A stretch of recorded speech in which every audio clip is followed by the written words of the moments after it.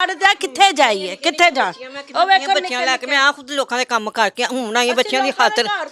ਦੱਸੋ ਅਸੀਂ ਕੀ ਕਰੀਏ, ਬਿੱਲ ਦੇਈਏ, ਕਿਰਾਇਆ ਦੇਈਏ, ਕਿੱਥੋਂ ਕਰੀਏ ਅਸੀਂ ਤਾਂ ਆ ਮਜਬੂਰ ਹੋਏ ਪਏ। ਮੈਂ ਤਾਂ ਸਵੇਰ 6 ਵਜੇ ਦੀ ਗਈ ਤੇ ਹੁਣ ਘਰ ਆਉਣੀ ਪਈ ਜੇ।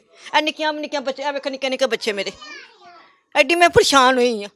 देखो ना छोटे छोटे बच्चे हैं और आप इन बच्चों को छोड़ के तो फिर क्या घर छोड़ने निकल जाए? क्या करें, मेरी नूह रहती क्या करिए, आके कोई पूछता भी नहीं सानू, कोई रोटी नहीं साढ़े किसी टाइम पूरी होंगी, असं भुखे भी किसी सौ नहीं है। अच्छे लोगों की पूरी नहीं हो रही। बाहर कारोबार नहीं है, खुद मैं हूँ लोगों के घर जान लग पई। नहीं मेरे मियाँ का कुछ है, मैं तो आप तो खुद निकलना पढ़ाया जाता। अपने वर्गे रिश्तेदार है सारे। ठीक है एक बारी पूछ लिया, 2 बारी पूछ लिया। मैं तो बेवा ही हाँ, मैं आप काम करनी हाँ लोगों के जी, फलाना काम कर लो जी, फलाना उतों मिलते पे, जिथे जाओ उत्थे कहते नहीं बीबी एवं जान के लगे ने।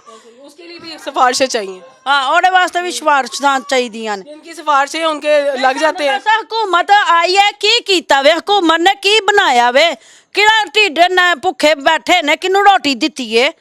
अपने दा ही ढिड भरदी पई है हुकूमत। ये तो खुद इलाका ही मेरा ख्याल है उनका जाती है, नून लीगियों का गढ़ है। नून लीग दी है, नून लीग दा ही है, अपना ही ढिड भरदे पे ने। गरीब टाइम आएंगे, वोट दे टाइम आएंगे, है तुहानू पैसे 10,000 रुपया देने पे, चलो वोट पा दिओ। इंज ते पैसा दे के ते वोट पवांदियां पईयां ने, बाद चो कित्थे कित्थे तू कौन ते मैं कौन।